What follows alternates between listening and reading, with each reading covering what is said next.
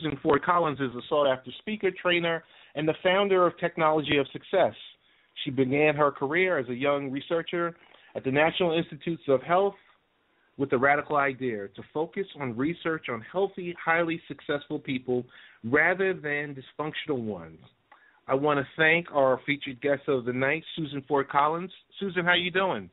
Oh, I'm just fine, and I'm happy that it's Susan. It's definitely a first-name call here. Oh, yes, definitely. It's Susan and Ted. That's exactly how it is. So, Susan, I was so grateful this morning.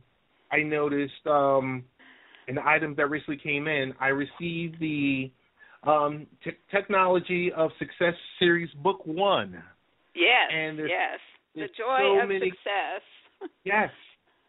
Well, we spend so many hours and so much effort getting the long hours and hard work of success, and I decided, since I didn't want that to be the title, that I would write a book called The Joy of Success and take a look at the upside of all of this that we do, and, here to think tonight about how we can fall in love with the job we've got instead of always wanting to be doing something different. It really shifts your life, and it really brings things back into perspective. Susan, that's excellent. I have so many questions. I'm not sure where to start, but it's really helpful knowing that you focus on highly successful people and highly successful skills rather than looking at the negative, dysfunctional skill set that's out there. So, at NIH I was laughed at. It's one of those moments that changes your life. I stood up and I suggested, let's study highly successful people, and the whole room of 250 people laughed at me. And, of course, I was the most junior member there at NIH. So I had to have a head of steam going inside of me that was pretty strong to be able to come back from that one. So, that was many, many years ago. And the last laugh was that I gave a talk in Washington, D.C. at the National Grant Management Association, and a whole group of people came afterwards. I had told the story about NIH being laughed at, and they said they were the people who decided on grants at NIH, and they only wished they had been there because they would have shouted, "Yes, Susan, it's a great idea." So, if you work long and hard, it all comes around to you. But what I find is that most people spend their time thinking about what they didn't do when they fall asleep at night. I didn't do that. Oh, I didn't do the meeting. Yes. I forgot to make this call. And so they create a mindset of, I'm failing. And one of the things that I noticed with highly successful people as I shadowed them for literally 20 years. I went in the car with them. I sat in meetings with them. I got to ask them questions.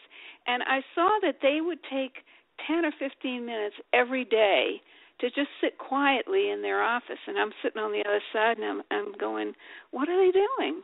So one day I said, what are you thinking? What's going on in your head?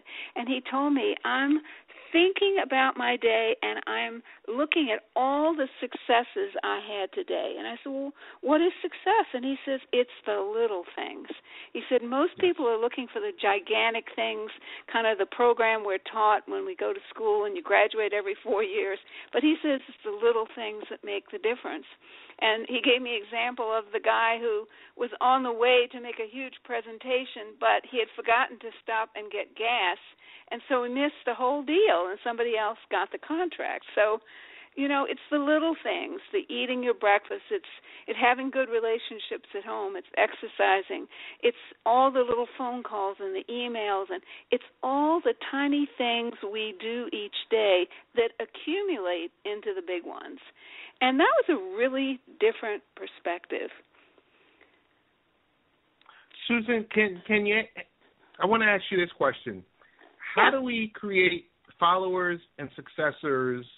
And tell us about learning how to effectively share success skills. Well, one way is get the book and turn people onto it. But, being example is the most powerful way that you can share success skills. So I would say learn to do it yourself.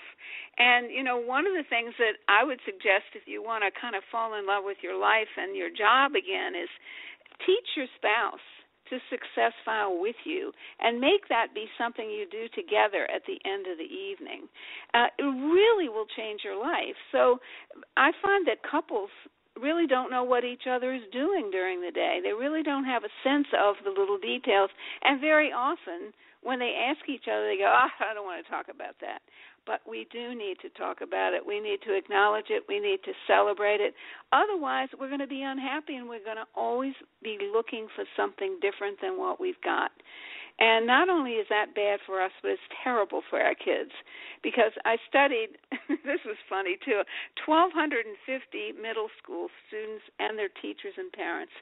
And I asked the kids how many of them wanted to be successful. And this was in a big auditorium assembly. And only a few hands went up. I was shocked. Maybe a quarter of the kids wanted to be successful, and the parents all gasped. And I said, well, why don't you want to be successful? And the kids told me, because if you're successful, you never have time for fun. You're always late. Your boss is always calling and asking for more.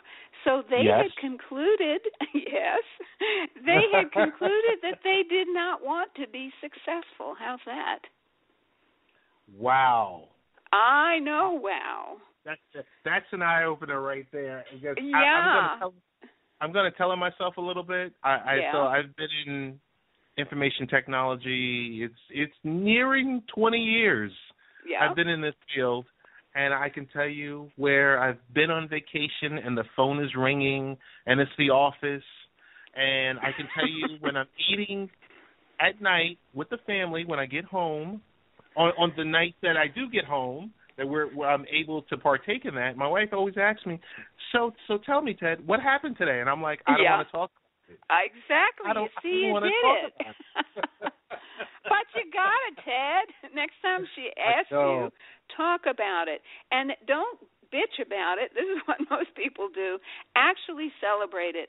Tell her what you're learning. Tell her what you were accomplishing. Tell her something nice that somebody said or an email you got that acknowledged you.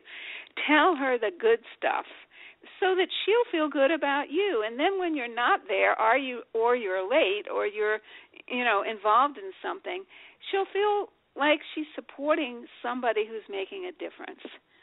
And that's really important. So, Oh, no. Tell me about the three. Success has three essential parts. Oh, this is so important. Could you share that with us?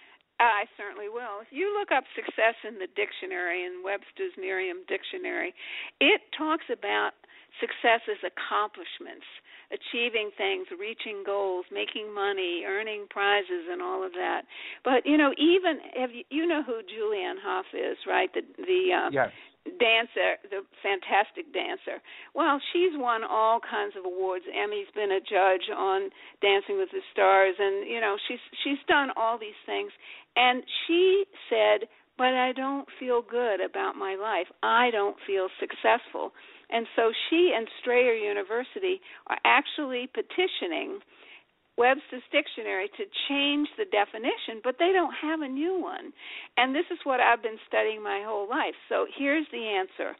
Success has three essential parts. Yes, success is completion. It's being able to accomplish the things you write down on your lists and you tell people you'll do. But, this is important, success is also deletion.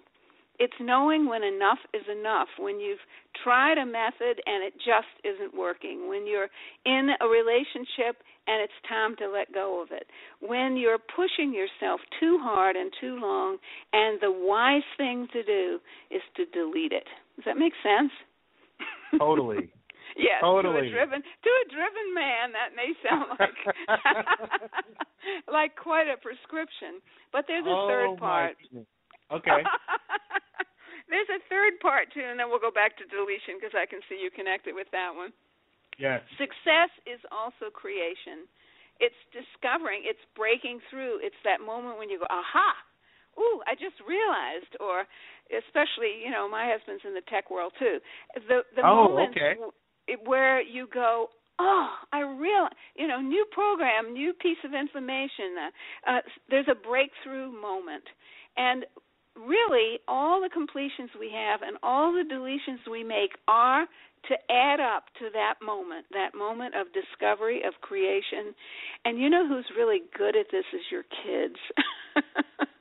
They'll blow you away. They'll blow you away with what they think of, that we haven't thought of. So thank heavens they're going to be running the future, because we've kind of gotten stuck in the day-to-day grind, and what I'm prescribing is the way out. Totally. Deletion? Susan? Deletion. Totally. Deletion. Totally. Remember that. And hey, your kids, explain that to your kids so they can go, oh, Dad, so good. Are you really going to come to my game today? You're going to delete something else? Because I had a CEO actually on the phone in the office where I was sitting, and I heard his son screaming at him. And afterwards he said, I apologize, but you need to know why. He said, because it's his championship ball game today, and I promised I'd be there, but we've got a product launch that I had forgotten about. And so my son was saying, I hate you, Dad. You never keep your word with me, and you always make everything else more important. So, delete some stuff so your kid starts to believe in you again and wants to be successful. Totally. I like I said, the best thing about this podcast is it's therapeutic for me, because I get to speak to smart people like yourself, and I kind of get to change things on the fly a little bit, because from time to time, I think it was Monday. No, it wasn't. Yeah, I think it was either Monday or Tuesday. And my wife said, you sit on your podcast and you talk with all these great people. When do you start to take some of that stuff in? And I said, wow. Mm-hmm. Okay. Deletion. Okay, wife, listen up. Deletion. Okay, I want to give a bottom line here. Okay. Here's the truth of it all. When your success file, and that's your list of all the successes you've had in your life, and I suggest everybody start doing that regularly. But when your success file is low, you feel disappointed and discouraged with your life and with yourself, and you lose faith in yourself. But when your success file is full, you feel successful. Notice that? Somebody was so smart, I don't know when, but hundreds of years ago, that they created this word called successful. And so when your success file is full, you feel successful and enthusiastic about where you are and what you're doing now, and your kids will love you for it. Oh, my goodness. Hey, I just want to let our listeners know that we're speaking with Susan Ford Collins, the founder of Technology of Success. Susan, I know our time is running tight with you, and we're so appreciative of you spending the time with us. Tell us about the Technology of Success series. Give us some of the titles that are currently available for people to purchase. Okay. And the number one is The Joy of Success, 10 Essential Skills for Getting the Success You Want. We're good at getting what everybody else wants, but this is about getting what you want in your life. The second one is Success Has Gears, and that is really important because CEOs said to me, you talked about gears and the joy of success, but give us some case studies.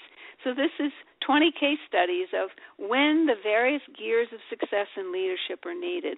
And anybody who's driven any kind of an interesting car with a manual shift knows if you're in the wrong gear at the wrong time, your life jerks and stalls. So the third book is called Our Children Are Watching, and they are. And that's 10 essential skills for leading the next generation to success. And I do coaching all the time. I coach in corporations. Yes, CNN called me America's premier success and leadership coach, and I coached the team at CNN. And I constantly all day I'm on the phone with people all over the world doing appointments for one-on-one coaching and speaking engagements in corporations. So that's what the technology of success is. It's telling you what highly successful people do that makes them have lives that work better than other people's. Susan, I'm going to ask for a freebie for our listeners. The freebie is, how do we avoid the crisis of our time? Take time to celebrate yourself. How's that? Susan, that is great. That is great. Oh, you're Susan, fun. I like this. Deletion. And you're saying deletion to a person that understands and totally gets it, because as I've mentioned to you before, it's, I guess, my kids are at the age where it's basketball practice, it's volleyball. Yeah. It's one thing after another. But, you're a computer guy, so keep in mind when you want to delete a word, let's say in a Word program, you got to highlight it and you've got to wipe it out, and then you've got to insert something else instead. Yeah. And this is what we have to start doing in life, is we delete something, we've got to insert something we want there instead, a better habit, a new skill, something that'll make us joyful instead of disappointed.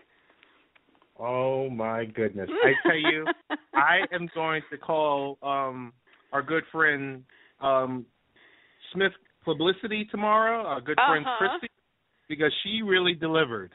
Good. So, just come up with some other questions and we'll do it again another time.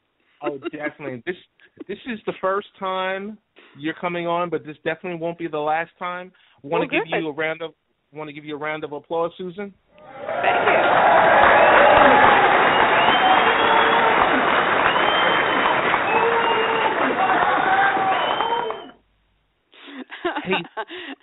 That sounds like the picture on my website, www.technologyofsuccess, because you'll see an audience kind of cheering. So thank you for giving me that soundtrack to go along with it. Oh, you're so welcome.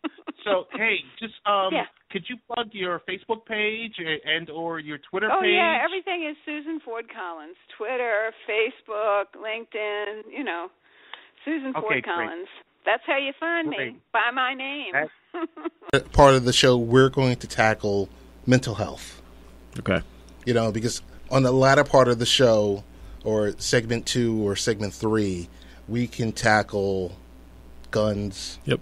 And we can talk about the most popular gun in the United States. I don't own one, but I can speak to it. Okay. And before our guest joins us, I will tell you,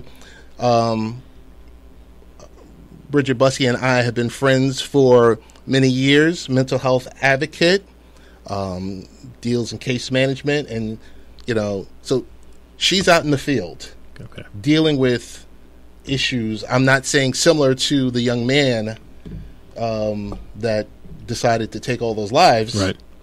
But she's been in a situation where, some of these stories are, not stories that you want to write home about. Right. So with that, want to invite Bridget on the line. Bridget, how you doing? Hi, how are you? I'm well. Hello, Bridget. Thanks for joining us. This is Rich. Oh, hi, how are you? Pretty well, thank you. All right. So definitely want to thank you again for joining us, and I guess we're going to get right into it. As you know, all of America was affected by the Parkland shooting last week that happened in Florida.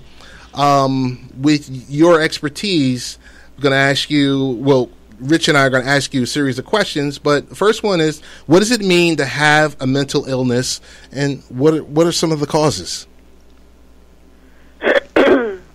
Well, good evening, everyone. My name's Bridget Buskey, and I've been working in mental health now since 2008. I primarily have worked with children, and I've also worked on the adult side as well. Mental health is a condition. Some people even want to relate it to a disease that affects a person's thinking, your feelings, your mood. Some may affect someone's ability to relate to others. It how you function each day. Each person will have a different experience, though. Even people with the same diagnosis can have a different experience with it. Oh. And you also asked causes? Yes. Correct. Well, although the exact cause of mental illness is not known, research has been done and showing, causes could be a combination of genetic, biological, psychological, and even environmental can bring about mental illness.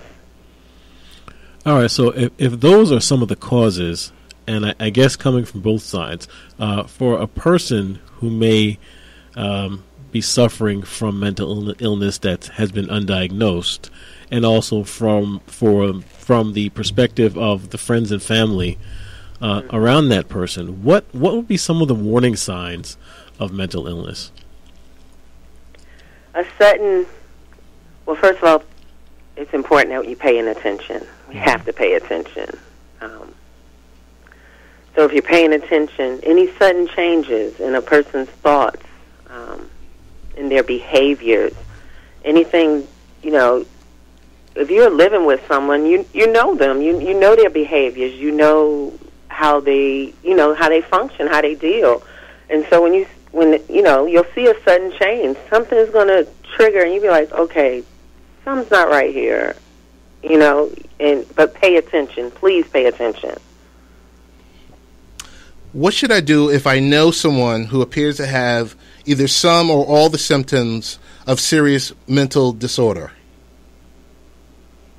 What should I do? If you're noticing someone that appears to have some type of mental disorder, should I go to the police? Should I go to... Okay, what I believe you're trying to describe to me is someone who's in a crisis. Correct. If you see someone that is in a crisis, call 911. Let a professional come out and deal with that situation. You can also, first of all, I'm in the Virginia area, so in Virginia we have community service boards in each county, which provides mental health, behavioral health for the community. So you can go there for crisis. You can go for outpatient therapy. You can also go there for medication management. So, depending on the area and where you're from and what state you're in, it's probably something a little different there. But I'm pretty sure there are organizations and facilities in the area that are providing mental health support in the community. All right, so let's say that I have started, or a loved one has started taking treatment for a mental disorder. Okay. What do you need to know about the medications that they may be, or the person themselves may be being prescribed? Well, it's good to know. If you are a family member or support to someone who has a mental illness and you are aware that they are on medication, a good thing to do is, are you taking your meds? Just simply don't badger, because no one wants to. A lot of times if you push the issue, it could, cause someone to, get a little upset. But you do want to reach out and just communicate. Are you taking your medicine? Because a lot of times people with mental health, they're forgetful, so they may forget. If you are that person's support, go with them to the doctor. Go with them to the medication management appointments. Give feedback. Let them know if you see any kind of side effects from the medications, because sometimes every medication might not be the perfect fit for that person. So psychiatrists they need to have that information. So that's good to if you're going to be that person's sort of support system. That's a great place to begin with that. Bridget, as a parent, how would we, after experiencing what happened at Parkland, how would we expect our children to go back to Parkland School with it being a place of bloodshed, place of a situation, how would we go back? I mean, how would we expect them to deal in that type of situation? I mean, as a parent, should I take my son or my daughter, if they did experience that, and pull them and put them in another school? Do I send them back to Parkland? What would you suggest? Oh, wow, that's heavy. Those kids are going to really deal with a lot of post-traumatic stress disorder things. It's from my understanding, they tore down Sandy Hook School. Am I correct? You're correct. So, I'm not sure what that area, how those parents are, how that whole community is going to move forward with that situation. But it's going to be really heavy for kids to have to go back into an area where their friends were sitting with them just the other day, or their teacher, or the coach. I can't say what that community is going to do, but I do know that those children need as much counseling and support through this as they could possibly get. So I really can't speak on what that community is going to do about that situation, but I do strongly feel that just a strong mental health therapist and need to be there in that area, grief counselors, to get those kids through that. And the adults, too, in the situation, the teachers as well, were traumatized as well. We're not just talking about the kids. You have adults that are going to be traumatized to go back into that school as well. Right. You have an entire community, as yes. Ted and I were discussing before you joined us. It's everyone in that area that's going to be affected for years and years to come. And yeah, what they end up doing, in the immediate time frame. I guess it looks like they're trying to start a movement because they are some powerful kids right now, and they're making their voices heard in this country. Yes. I'll say, initially as it was all unfolding in the immediate day and 2 days afterwards, at first I wasn't sure how I felt about that. The way it almost seemed like some of the news stations were, I'll say, parading the kids, but it wasn't quite that bad. But it seemed like they were they almost were taking advantage of having the kids out there just to get them on the news and getting them out there, to speak.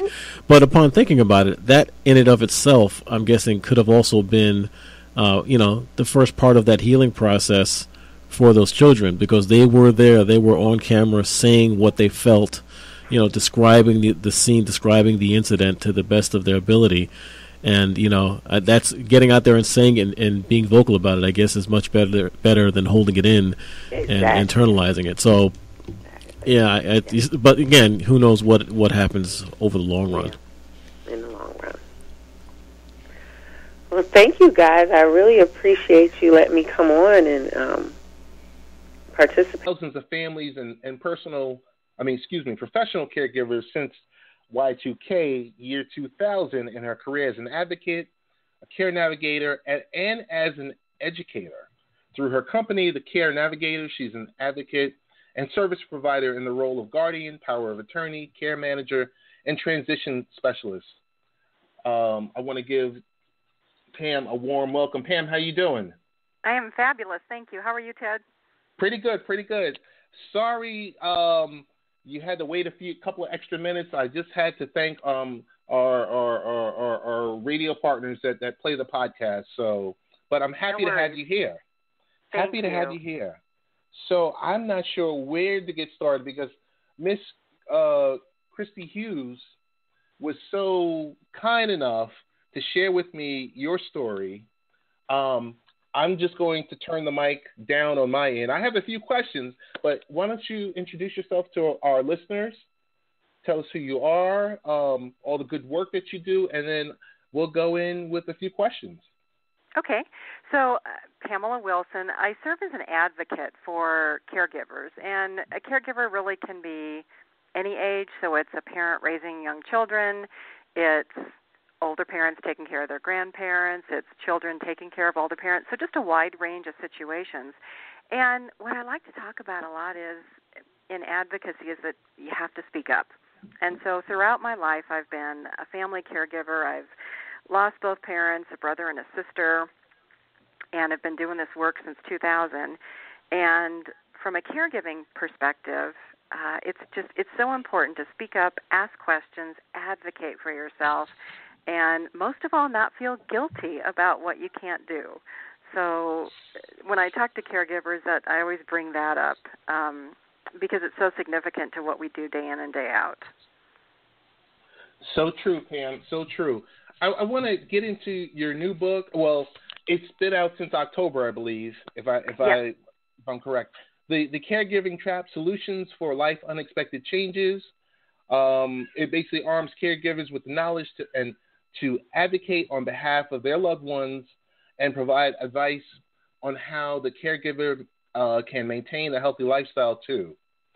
So let's get into your book on inspirations for writing it.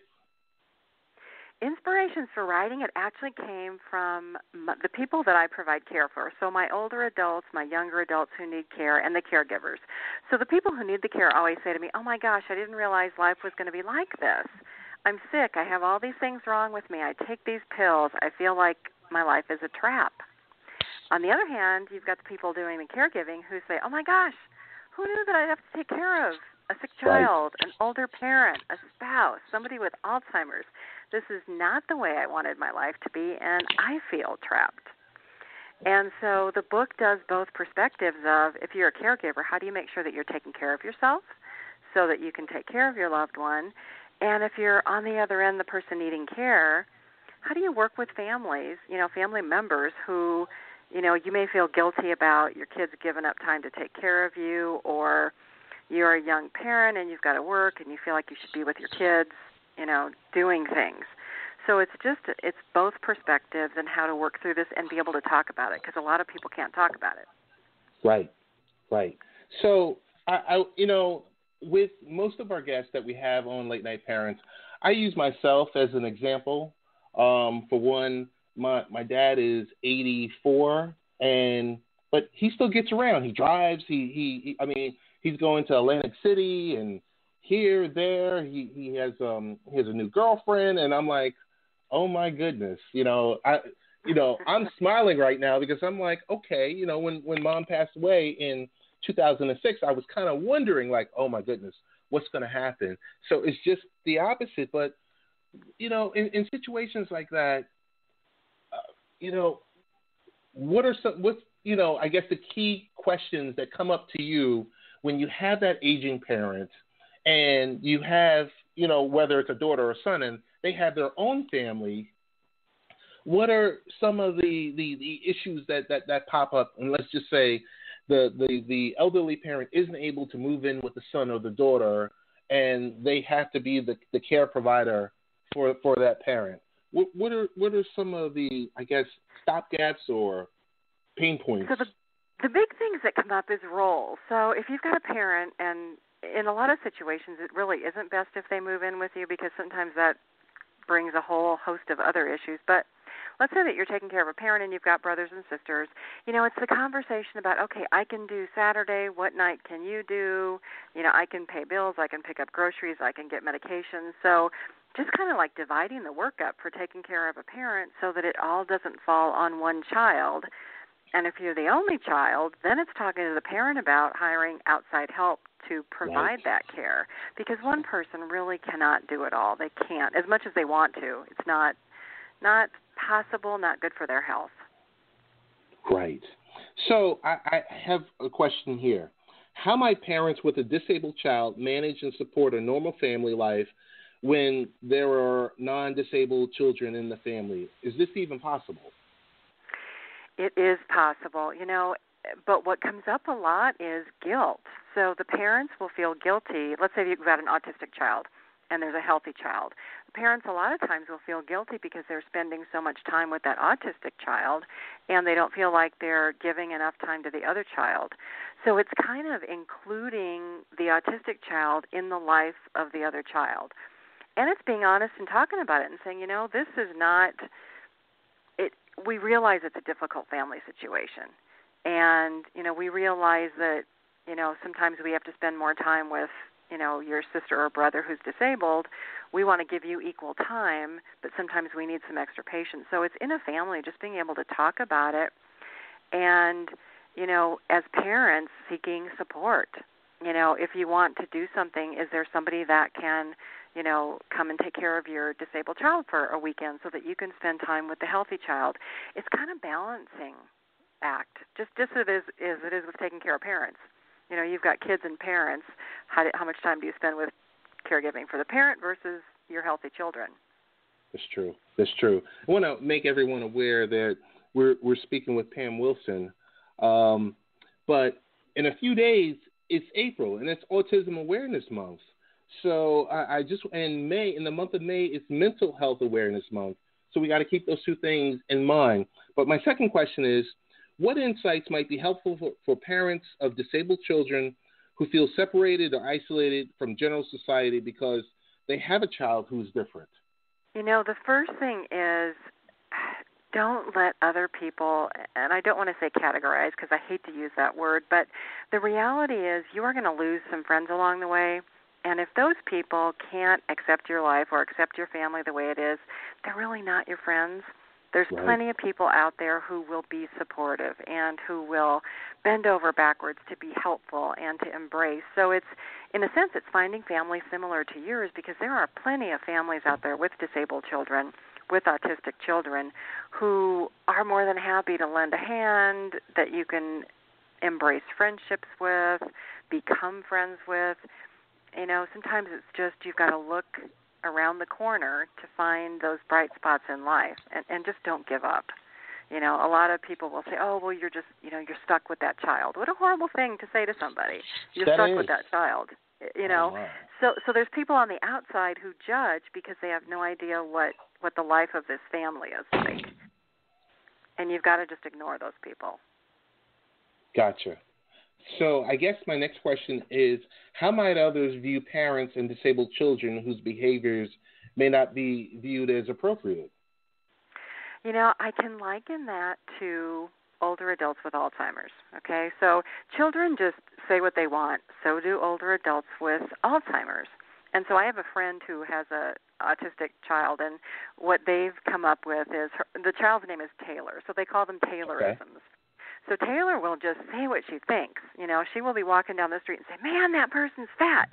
Man, they're ugly. Man, they're this. Man, they're that. And, my friends used to be embarrassed, but now they just kind of look at each other and they're like, Taylor, So it's almost like within your family, you've got to accept it, and you've got to find the humor. Other people may not find the humor because they don't know the inside story. But as a family, you've got to be able to find the humor in all the crazy stuff that happens, because it's going to happen, and you don't want it to drive yourself crazy. You don't want to feel guilty about it. It's just, you have to be able to laugh sometimes about crazy things. Before I even ask my next question, I wanted to ask you, so for personal or professional experiences, could you give 5 tips for caregivers? Sure. So the first one is, and I'll go back to the one I just talked about, find the humor. You've got to find the humor in situations, regardless of how crazy they may be. And I'll give a quick example. I had an older client who had to give a urine sample. She couldn't do it. So we're like two ladies laughing in the bathroom, and she's saying, man, it's hell to get old. I used to be able to do this, and now I got to have you hold the cup. And we were laughing hysterically in the bathroom. So you've got to be able to find the humor in even the most crazy situations, because if you don't, you're going to lose your mind. The second one is you've got to be honest about the situation. A lot of people we can get to a point where we're in denial and we don't want to talk about things, or we're embarrassed, or it's like, oh my gosh, what if somebody finds out, I have an autistic child, or my parent has Alzheimer's. So it's just being honest with yourself and with your family and not hiding it. So I've had people with autistic children almost want to shelter the child from society, because they're like, well, if we take them out, what if somebody looks at them wrong or says something or whatever? We can't shelter our family members, and we shouldn't. It's, people should be able to be out in society, and if people don't accept them, then that's the other person's problem. It's not our family's problem. but that takes a little bit of courage, and so courage is the next one. It's like, don't be afraid to talk about what's going on in the family. Don't be afraid to ask questions. So many people see healthcare providers and doctors as God, and they're really not. And you have to be able to challenge what they're telling you, to be able to understand what's going on, and that kind of falls into the tip about knowledge. Read books, investigate, join support groups and committees and things like that. The more that you know about your situation, regardless of whether it's a developmental disability, autism, Alzheimer's, aging, the more that you know, the better you can advocate and the better that you can take care of your family and your loved ones. Perfect. So I do have two other questions, but one, I had one of my good friends was local. Their parent developed Alzheimer's, and so she had a brother who was, I'm going to say, about 200 or 300 miles away. So she was in New York. Her brother was in D.C., Maryland area. And I just saw how it just took a toll on her. Uh-huh. Just the day-to-day struggles, and where, just coming from her viewpoint, I would sit and talk with her, just to allow her to vent. For let's say, children that don't have siblings, what words of wisdom could you offer to them? A couple. So one is find a support group. A lot of people are afraid of support groups because you kind of see the future. So you might have a parent with early Alzheimer's, and there might be some people in that group with late-stage Alzheimer's. And so you might see the future, which may not be a pleasant thought. But the people in those support groups really can provide support. The other thing I talk to is go see a counselor. A lot of people are afraid. They think, oh, my gosh, if I go to a counselor, people are going to think I'm crazy. No, if you go to a counselor, you're actually very intelligent because you're getting yourself some much-needed help. Families have to be able to talk to people about this. Caregivers have to have somebody to talk to. Fortunately, your friend had you as a sounding board. It's important to be able to talk about it and especially not feel guilty about it. So many caregivers are afraid to talk about it because they say, well, everybody will think I'm horrible if I say how difficult it is to take care of my parent. Right. You're not horrible. It's a tough job. It is. And you've got to find help somewhere. So true. So I guess my next question is, what single support contributes to the overall caregiving situation that many individuals and most families find difficult to accept? The first one is accepting help. So many families think that they have to do it themselves, and they'll do it to the point of exhaustion, or they'll do it to the point of frustration. So just the ability to go ask for help and accept help, whether it's from a volunteer organization, a support organization like the Autism Society, the Alzheimer's Society, paying a caregiver to come once a week. For caregivers, it's the idea of accepting help and embracing that help. So many just don't want to do it. Or, if there's a financial issue, it's, okay, how are we going to pay for this? Medicaid exists. Some people are afraid of accessing public benefits. You cannot be afraid to get the help that you need. That's true. So I think my next to last question is, how might caregivers survive without compromising their own physical and mental health? Set boundaries. Most caregivers are horrible at setting boundaries. They will say yes to their own detriment. You will never hear a, no, I can't do that. And my goodness. As a caregiver, it's important to say, you know what? I'd love to be able to do it, Mom, but I need some time on my own. I can't be there Sunday night, but you know what? Tuesday night I can show up. So you've got to be able to say no and set some boundaries to protect your own health and well-being. And caregivers do not do that. They're the worst. I tell you this much. I just received my copy of The Caregiving Trap, Solutions for Life, Unexpected Changes. I'm so excited that I'm going to be able to jump into it this weekend and read it. Pam, if you could tell us, and this segment, this part is about you. Best ways to get in contact with you, your company, your book, your website, best ways to get in contact with you on social media. So we're on social media. The social media is The Care Navigator. My company website is thecarenavigator.com. There also is a caregiver support website called thecaringgeneration.com, and you can find the book at thecaregivingtrapbook.com. And Pam, I want to give you a round of applause.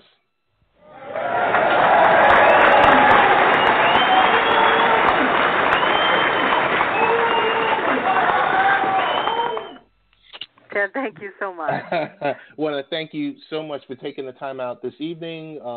You could have been doing anything. You could have been preparing for your next book, but you were spending time with us on Late Night. Go on to the Plaintiff 101 WordPress.com site, and you are all over the place.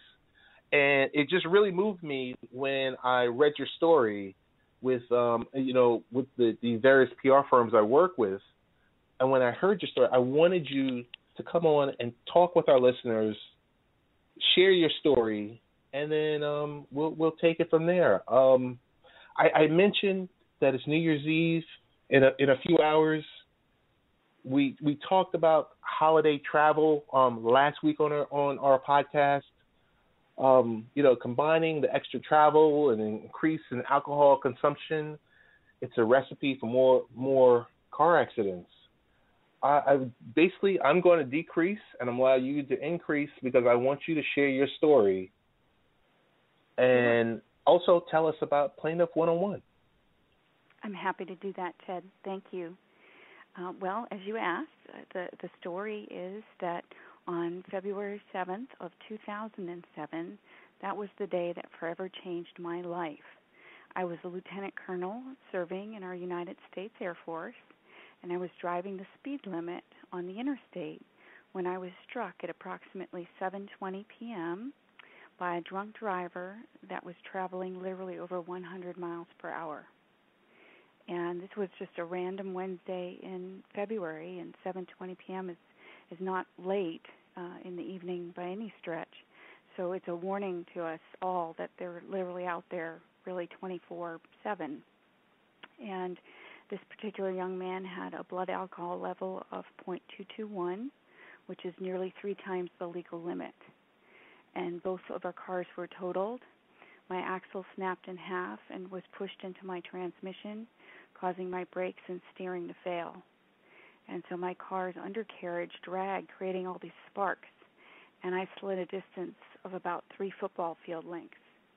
And then there was the smell of burning rubber. It was absolutely horrifying because I had a full gas tank and I worried that it would catch fire. And I sustained a traumatic brain injury at the scene of the crash because the impact upon my head and brain were multiple G-forces. My brain literally cracked and bled inside my skull. And I made a futile attempt to regain control of my vehicle as my car slid sideways down the interstate with all these other cars in the remaining lanes traveling by me at highway speeds and veering around me to avoid hitting me. And it was during this time, as my life hung in the balance, that I made a bargain and a promise that if I were fortunate enough to survive, I'd spend the rest of my life helping other people. And from that, I started a nonprofit called Fulfill Your Destiny, and I raised money for it in a number of different ways. And you alluded to, a lot of professional speaking, and I've authored a book called Plaintiff 101, the black book of inside information your lawyer will want you to know. And I did that. It's a groundbreaking work because it's written from the combined efforts of an attorney and me as the plaintiff, and it gives much of the information from inside our personal injury lawsuit and, from an attorney standpoint, but then from me, who was successful in my litigation. And it provides 50 takeaways and checklists, some of which can be implemented immediately to save everybody time, money, and energy. And it's full of real-world applications, so it's very usable and easy to read. And you never see the information in law school. The attorney I partnered with learned it over a very successful career, and having been part of multi-million-dollar settlements and verdicts. And so he imparts that wisdom throughout the book. And so we say it's a must-read for every driver, because on the front end, we educate everybody about insurance and how much to have, what types, and why. And it has to do with UIM coverage, uninsured motorist coverage. Mm-hmm, mm-hmm. So you can, create a pool of money that's there in case you're injured or you should, injure someone else. And so, because you need, a much larger pool to be available than just the legal state minimums across the country. And so we educate people on that, and then we walk them through from A to Z the entire litigation process.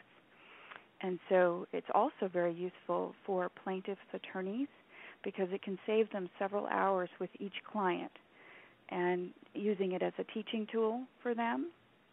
And then associates can become, the term is called rainmakers, and using our book, Plaintiff 101, to bring in new clients and cases. And defense attorneys will want to read it too because they can use the information in Plaintiff 101 to leading to quicker settlements. And then it's really great to position it with all the referral partners, doctors, chiropractors, massage therapists, acupuncturists, all the different networking groups so many of us are part of. You pre-position the book with anybody that may ever get the question, I've been in an accident, what do I do now? And it's available on Amazon in both paperback and Kindle versions. And like you said, there's a website, and that's plaintiff101.wordpress.com. And it's also available through my website, fulfillyourdestiny.org. There's a author tab, and underneath that there's 4 books, and Plaintiff 101 is one of those. And then it has an extensive blog there about it. Karen, I have a couple of questions. I know you might be short for time. I want to be cognizant of it. So do we have about 10 minutes or so? Because I just have some questions in regard to the New Year's Eve experience and being out there as a motorist. Do you have a couple of extra minutes, or are you kind of tight for time? Okay. No, I sure do. So thank you so much. So first question is, why does New Year's Eve contribute to more careless driving? I mean, we know about the level of alcohol, but give us your perspective on it. Well, I think that alcohol is part of so many of the celebrations that go on New Year's Eve, as well as other times, throughout the year. But New Year's Eve is definitely one of the big ones. And so I think what leads to drinking and driving is that people have to have a plan if they know they're going to drink that evening. They have to have the plan before they go out, whether that be a designated driver, a taxi, staying over at a friend's, or the venue that they're going, or Uber, or, all these various other methods. As long as they have the plan in place prior to drinking, it should work. But I think if people don't have the plan, once they start drinking, the judgment goes out the window, and that's when, it leads to the drinking and driving. So based on that, and it's so key to have a plan, to have a designated driver lined up, but I got to ask you, is will these drinking accidents ever be under control? I think that would be the only way, is if people genuinely had a plan and stuck to the plan, and if plan A doesn't work, plan B, taxi, different, just kind of go down the list. But vehicles are just such dangerous equipment if we don't operate them appropriately, and so that's why we have to make that conscious decision to just not drink and drive. I'm not saying don't drink. That's a personal decision, and everybody deserves the right to enjoy their off time the way they would like. And so in my mind, I separate the two activities, drinking or driving. You know what I mean? Drinking and driving doesn't come together in my mind. And I'm not endorsing this, but there are times when I'm in my home and I have a glass of wine with dinner. I mean, I'm not getting out behind the wheel after that. I'm done for the evening. Right. And there have been studies that say, having a glass of red wine or so actually has health benefits and whatnot. So, I agree with you. And so, yeah, I think if we looked at it more as an or scenario rather than, the and, I think, we would all be in a better position. So I have another question is, so what is the fallout from being a victim of a drunk driving accident? I mean, the floor is yours. Oh, thank you. Well, there are a lot of injuries and or fatalities that occur. You would say I'm a miracle, walking miracle, in that he hit me going at 100 miles per hour, and I survived. Now, I did sustain a traumatic brain injury that we talked about, and then I spent 4 years and 2 months in litigation. And wow. I sued the drunk driver, and he was a 21-year-old young man driving his girlfriend's mother's car, so he didn't have insurance, but the insurance is on the vehicle. It took 2 years to reach settlement where they paid full policy on that car, and then it took me another 2 years and 2 months in suit against my own insurance company before everything was completely done. And I had to do it that way because I did file a claim with my own insurance company, but they said no, if you want to recoup. I filed a claim for my policy, and so they said, no, we have to go to court. Or basically, you have to sue us. In the end, I was able to reach a successful settlement, but that took that duration.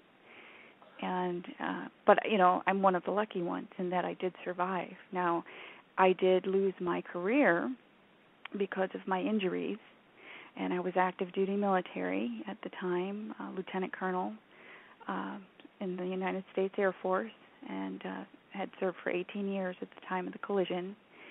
And the traumatic brain injury, I was a chief financial officer of a $169 million operation. And I could no longer perform at that level. And so to hear me speak, I'm blessed to be left with the ability to communicate where you don't detect it. And so my deficits are at a much higher level that you just don't detect on day-to-day, interaction with me. And so I'm very, fortunate because a lot of brain-injured people can't communicate the same way that I can. And that's because brain injuries are very unique depending on the lobe or lobes that are impacted, how it's classified as far as the length of time that a person's unconscious, their level of overall health and fitness at the time of the injury, their desire to get better.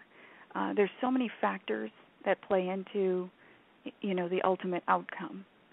And so that's a larger reason why I feel the need to educate the public, both on traumatic brain injuries and on the system, with drunk driving and therefore the litigation process, and then explaining, through our book Plaintiff 101, helping really everybody, because sadly there's over 2 million people every year that are injured through motor vehicle collisions. Yeah, 2 million. That's correct. Staggering. That is staggering. Yeah. I have to ask you, I mean, without a doubt, Plaintiff 101, and I'm not even going to ask, because usually at times I would ask the PR firm that I'm working with, hey, send me the review. This story is so powerful, you have my purchase, because I want to donate something to your organization and also pick up the 101. I've got to say, how can you protect yourself from the many pitfalls that plaintiffs face? Well, we go in depth in Plaintiff 101 and explain everything in layman's terms and the process and what's going to be asked of us as a plaintiff, depositions and filling out interrogatories, and we give a deposition checklist and an interrogatory checklist, and we use my story as the case study throughout, and I'm very open in the book sharing what I did right and also what I did wrong along the way, and how it almost at times cost me the whole case. And so I share it all in the hopes of educating really the nation and perhaps beyond, but certainly our entire United States, both the public and the attorneys on both sides, because I want to help plaintiffs' attorneys and their clients, and then I want to help the defense side as far as helping both sides communicate better, leading to more productive settlements, and getting everybody, healthy quicker, so to say, and on the road to recovery. Karen, you have such a powerful story. I want to give you a round of applause.